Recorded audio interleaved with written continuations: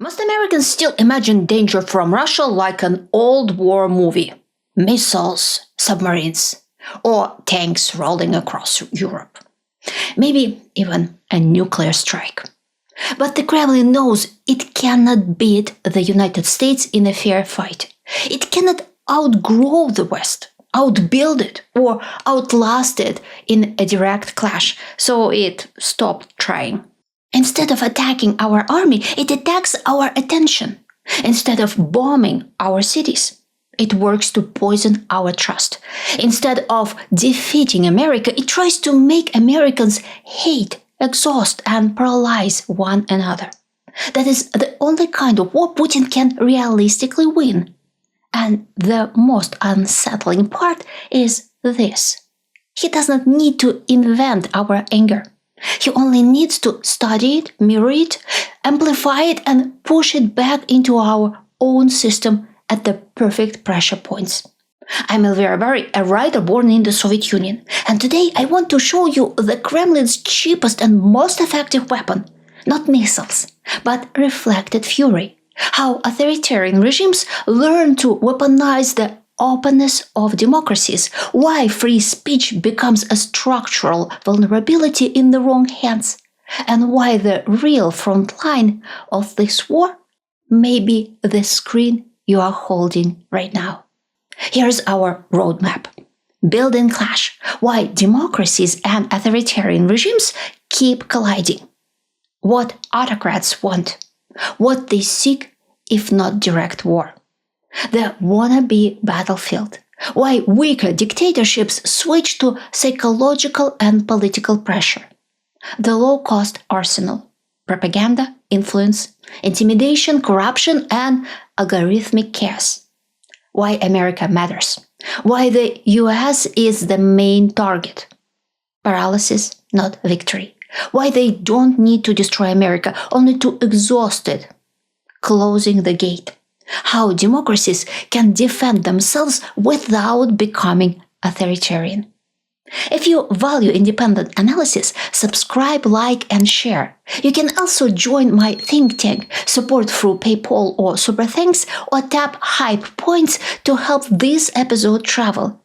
And if you are listening on Spotify, hit follow so the next episode lands in your feed automatically. Now, let's start with the first thing many people still get wrong. This clash was never a misunderstanding. Built-in clash.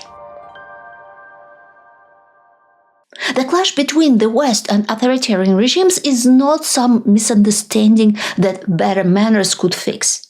It grows out of how the two systems work. In a democracy, public life is noisy by design. Journalists expose abuse. Activists make demands. Voters pressure politicians. People argue about corruption, rights, and injustice in the open. An authoritarian regime hears that same noise very differently. It hears accusation, humiliation, encroachment. When Western media report on poisoned dissidents, stolen elections, political prisoners, or torture in prison, a dictatorship does not say, "Fair enough, we should improve." It says, "Who are you to judge us?" In that worldview, moral criticism is not a normal part of international life. It is an attack on sovereignty. That is why the Kremlin reacts with such fury when outside pressure touches human rights. In 2012, the Magnitsky Act targeted Russian officials over human rights abuse and corruption. Moscow responded with rage and retaliation. It banned US adoptions of Russian children. That is how personally authoritarian systems take moral pressure. The same pattern showed up around Alexei Navalny. When Western governments pushed sanctions after his poisoning and imprisonment, the Kremlin called it meddling in internal affairs. Because in their mental map, no outsider has the right to turn Russian cruelty into an international issue. Authoritarian rulers want a world divided into fenced territories. In your corner, you rule as you like. In mine, I do the same. No lectures, no scrutiny. But democracies do not work like that. They are porous. Their values leak outward. Their citizens do not stop caring about a murdered journalist or a jailed opposition leader just because the victim had the wrong passport. So, yes, their antagonism is baked in. A democracy does not even need to invade an authoritarian state to make its rulers feel threatened. It only needs to keep looking, keep speaking, and keep asking ugly questions. For a dictatorship, that alone already feels like war. What autocrats want? If authoritarian regimes are not mainly trying to conquer the West, what do they actually want from it? They want three things at once: safety, status, access. Safety first. An authoritarian elite does not trust its own system. Why would it? There is no real rule of law there. Fortunes can be seized. Allies can fall from favor. Court protection is weak or fake. So the people at the top do the most logical thing imaginable. They move wealth, assets, and often family members into safer jurisdictions. That is why Russian elites spend decades buying villas, yachts, trusts, shell companies, and foreign portfolios. Troika laundromat alone moved billions through an offshore network. Putin's own daughters ended up in the sanctions spotlight because US officials believed they were helping conceal his wealth. Then comes status. Authoritarian elites do not just want to be rich. They want to be received as equals by the people who run the richer, cleaner, safer world. They want the handshake, the dinner, the invitation. They want to be treated not as provincial gangsters with missiles, but as respected members of the global upper class. And that is where the insult cuts deepest. Because when the West freezes their assets, names their relatives, blocks their travel, or treats them as toxic, it is not just financial pain or inconvenience. It is humiliation. It says, you are not one of us. You may have looted a nuclear state, but you still do not get a seat at the good table. You can see the wound in Russia's long addiction to Western assets. The recent collapse of Lukoil's global empire was the failure of a roughly $800 billion Russian push into foreign markets after the Soviet collapse. The people behind this move didn't dream of burning the West down. They dreamed of parking themselves inside it forever. And then there's access. The ideal deal for an authoritarian ruler is simple. You, in the West, stop bothering him about rights, prisons, stolen elections, murdered opponents, and occupied neighbors. In exchange, he gets to keep doing business, keep moving money, keep sheltering family, and keep being treated as a serious statesman whose interests must be respected. That is the whole game. So when Russia lashes out at America, do not imagine some grand civilizational duel. Picture something uglier and smaller. A ruling class that wants to brutalize its own population at home while enjoying the legal safety, prestige, and luxuries of the democratic world abroad. The wannabe battlefield. Once an authoritarian regime realizes it cannot defeat the West in a fair contest, it faces a choice: accept a smaller place in the world or move the struggle onto a different field. Russia made that choice long ago. It cannot outgrow the United States. It cannot out-innovate the West. It cannot offer a more attractive model of life. Even in military production, where Russia can still churn out vast numbers of shells and drones, it relies heavily on sanctions, evasion, and imported components. So the battlefield shifts from open confrontation to cover pressure. If you are too weak to smash a stronger coalition head-on, you stop attacking the wall itself and start going after the wiring inside the house. That is why the Kremlin invests so heavily in what is commonly called hybrid war. The term is broad, but the logic is simple. Use methods that stay below the threshold of open war while still making your enemy weaker, more anxious, poorer, and more divided. And if this works, all the better. Your enemy becomes too distracted to focus on what you are doing abroad while their own house is burning. At the same time, every crisis in the West becomes propaganda fuel at home because authoritarian regimes must constantly persuade their own people that democracy means decay and that there is no point in hoping for anything better than the same old tyranny. Look at the pattern across Europe since the full-scale invasion of Ukraine. Western intelligence services have exposed Russia behind sabotage, arson, cyber attacks, covert influence operations, and assassination plots. In 2024, US officials warned that Moscow was trying to exploit elections in Europe to weaken support for Ukraine. In 2025, Reuters reported that Russia had recruited criminals in European countries for sabotage operations, including arson, bomb plots on cargo aircraft, and attempted assassinations. That is strategy adapted to weakness, the kind of warfare that stays cheap and deniable. A few operatives, some cash, disposable recruits, a Telegram chat, a false company, a shell website, a rumor pushed into the right corner of the internet. Maybe a crude incendiary device built from ordinary materials. The price is laughable, but the effect can still be serious because democracies are not built to function well under permanent manipulation. That makes this kind of conflict especially attractive to authoritarian regimes. They do not need clean victories. They only need to create friction, delay decisions, raise fear, make every government ask itself the same tired question: is this really worth confronting right now? If the answer becomes, let's not escalate, Moscow has already won a small piece of the game.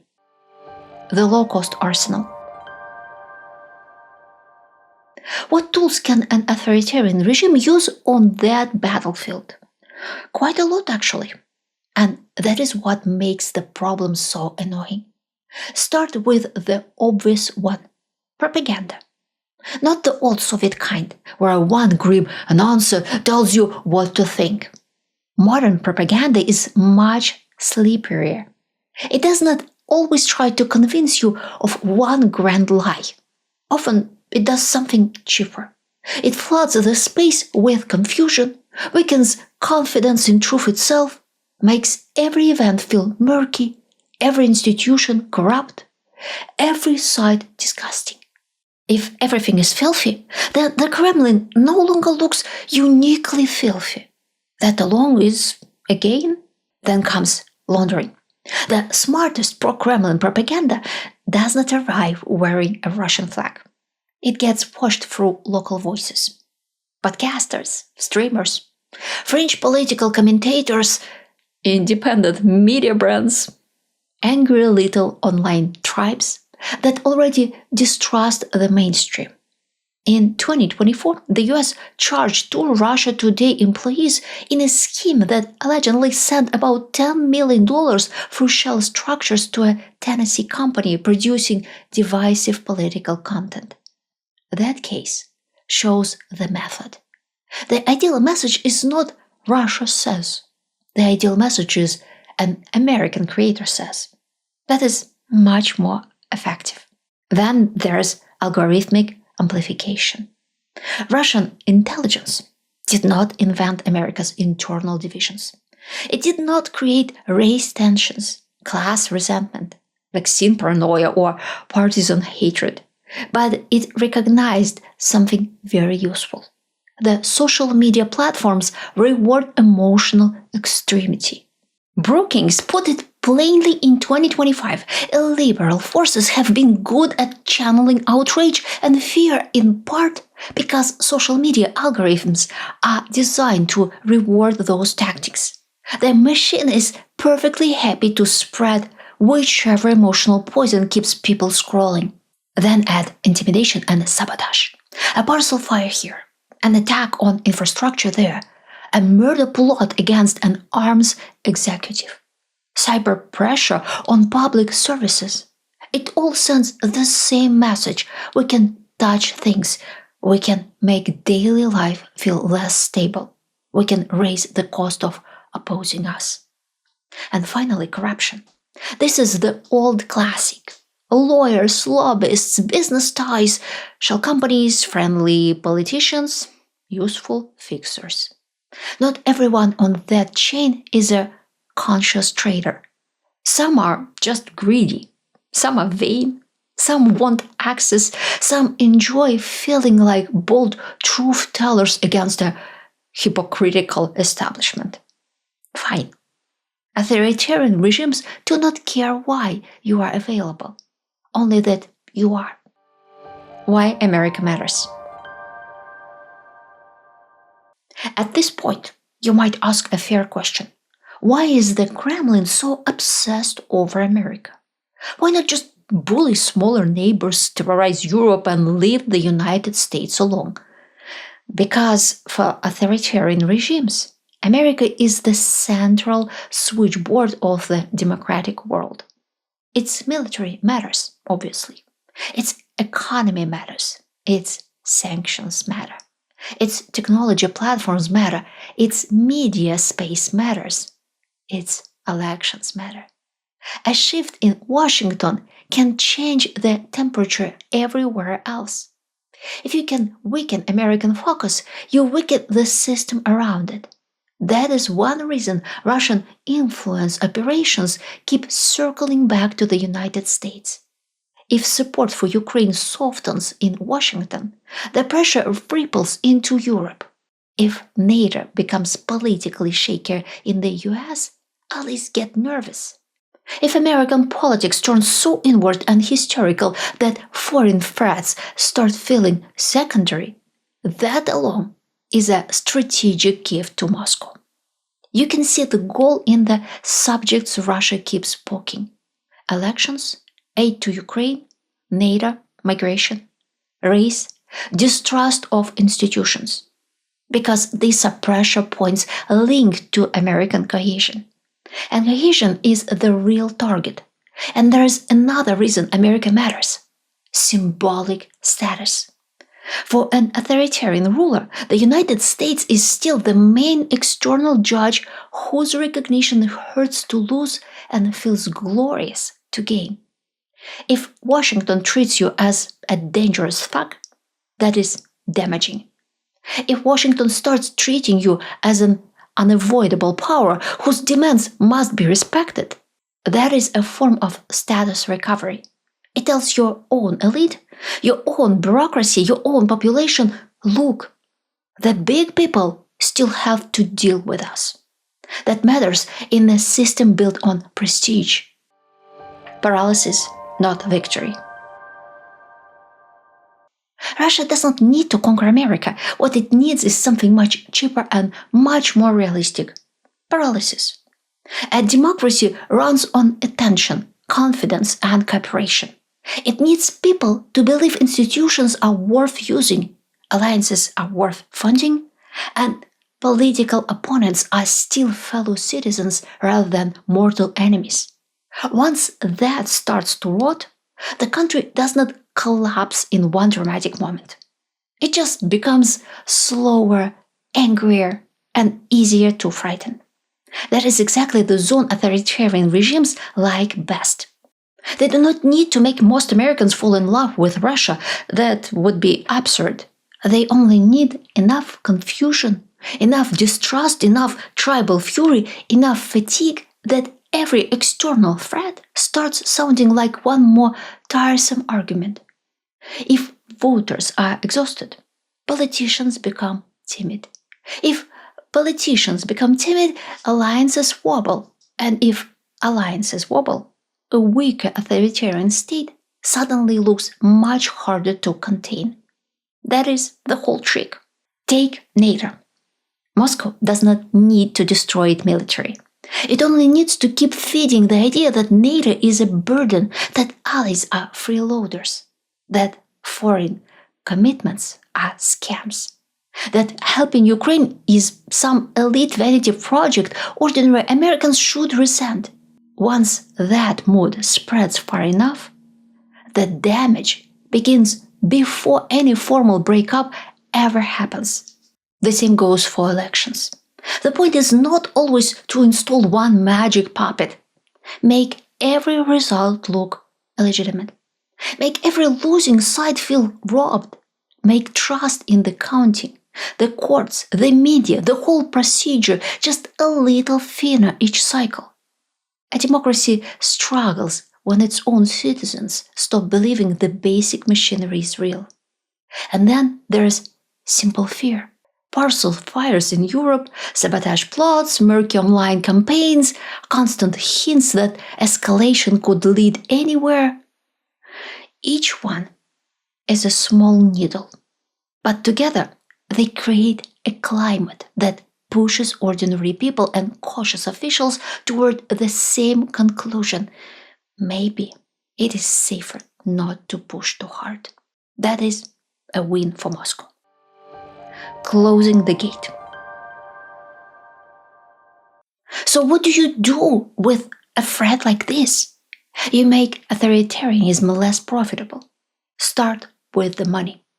If authoritarian elites treat the West as their vault, a school district, and a legal shelter, then stop being so accommodating. Frozen assets matter for a reason. Sanctions on relatives matter for a reason. Anti-money laundering rules matter for a reason. The point is to break the bargain under which a ruling class can brutalize people at home and still enjoy safety and prestige abroad. That bargain has already taken some damage. Europe still holds a huge pile of frozen Russian assets. Italy alone has frozen more than $2.6 billion in oligarch-linked property and accounts. The broader stock of immobilized Russian state assets in Europe is far larger. The Kremlin would not rage so hard about these measures if they were meaningless. Then harden the open system itself. Not by shutting down debate, by making manipulation more expensive and easier to expose. Platforms should not be allowed to treat political contamination as just one more engagement stream.